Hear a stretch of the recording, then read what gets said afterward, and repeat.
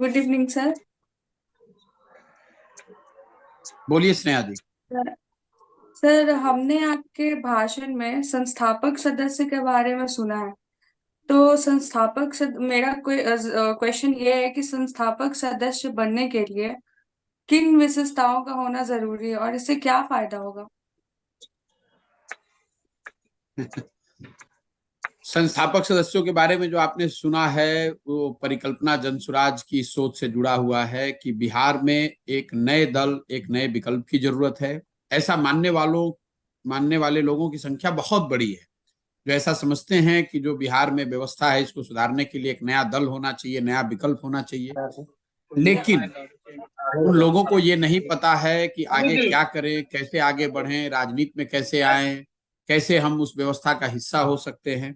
इसीलिए जनसुराज के अंतर्गत वो व्यवस्था बनाई गई है कि ऐसे हर वो व्यक्ति जो ये समझते हैं कि बिहार में सुधार के लिए, बिहार में बच्चों के बेहतर भविष्य के लिए एक नए दल, एक नए विकल्प की जरूरत है, और अपने तरह की सोच रखने वाले लोगों के साथ मिलकर वो नया दल, नया विकल्प बनाना चाहते हैं।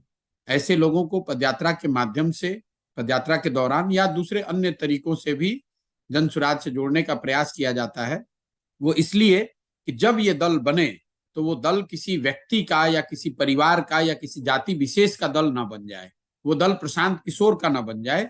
इसीलिए उनको सदस्य नहीं, संस्थापक सदस्य कहा जाता है। प्रशांत किशोर भी उसके एक संस्थापक सदस्य हुए जिनको एक वोट है, ताकि कल अगर आप जुड़ती हैं संस्थापक सदस्य के तौर पर तो आपके पास भी एक वोट होगा। ऐसे मान लीजिए कि 100 लोग मिलकर संस्थापक सदस्य होते हैं और इस दल को बनाते हैं, तो उन 100 लोग ही मिलकर ये तय करेंगे कि इस दल का नाम क्या होगा, इसकी प्राथमिकताएं क्या होंगी, इसका संविधान क्या होगा, इसमें पदाधिकारी कैसे बनाए जाएंगे, इसके टिकटों का बंटवारा कैसे होगा। तो संस्थापक सदस्य होने के नाते आपको ये अधिकार होगा कि दल बनाने और बनाने के बाद उसको चलाने के जो निर्णय हैं, उन निर्णयों में आपकी भागीदारी होगी। मत के जरिए आप अपना वो निर्णय में अपनी भागीदारी दे सकते हैं। ये जो सदस्य होते हैं दूसरे दलों में, उससे अलग ऐसे है कि दूसरे दलों में जो नीति निर्धारण करने वाले लोग होते हैं वो कुछ व्यक्ति होते हैं या कुछ एक परिवार, एक जाति विशेष के लोग होते हैं। उससे अलग हटकर ये बनाया जाए, इसलिए यहाँ पर संस्थापक सदस्यों को चिन्हित किया जा रहा है। जब ये पदयात्रा शुरू हुई तो ये तय किया गया था कि हर प्रखंड से, मतलब हर ब्लॉक से करीब करीब 20 लोगों को चुनकर निकाला जाएगा जो इसके संस्थापक सदस्य होंगे। तब का अनुमान ये था कि अगर हर प्रखंड से 20 लोगों को निकाला जाए तो पूरे बिहार से करीब 10,000 लोग ऐसे होंगे जो मिलकर इस दल की स्थापना करेंगे। लेकिन पदयात्रा के दौरान जो अनुभव रहा है, अभी तक जो संख्या है वो हर प्रखंड से करीब 2500 लोग संस्थापक सदस्य के तौर पर जुड़ रहे हैं। तो एक बहुत बड़ी संख्या है। एक एक जिले में करीब 60,000 70,000 लोग होते हैं जो जन सुराज की इस परिकल्पना को देखकर, जांच कर, परख कर इसके संस्थापक सदस्य बन रहे हैं या बनना चाहते हैं।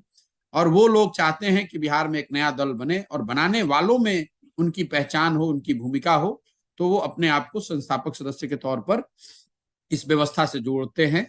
चूंकि अभी ये दल नहीं है तो इसमें आप सदस्य नहीं बन सकते हैं, इसमें आप पदाधिकारी नहीं बन सकते हैं। जो कोई भी इसमें जुड़ रहा है वो संस्थापक सदस्य के तौर पर ही जुड़ेगा। आपने पूछा कि उसका क्राइटेरिया क्या है। क्राइटेरिया इसका समाज है। आपके बारे में जब आप संस्थापक सदस्य बनने का एप्लीकेशन देते हैं या संपर्क करके हम लोग को बताते हैं, तो आपके बारे में कुछ जरूरी बातें समाज के जरिए, सर्वे के जरिए पता की जाती हैं, ताकि प्रयास ये है कि कोई बहुत गलत आदमी इसका संस्थापक सदस्य न बन जाए। इस प्रयास के तहत समाज से उस चीज को पता किया जाता है। तो क्राइटेरिया समाज है। अगर समाज चाहता है, समाज में लोग आपके बारे में अच्छा बताते हैं, तो आप संस्थापक सदस्य बन सकते हैं।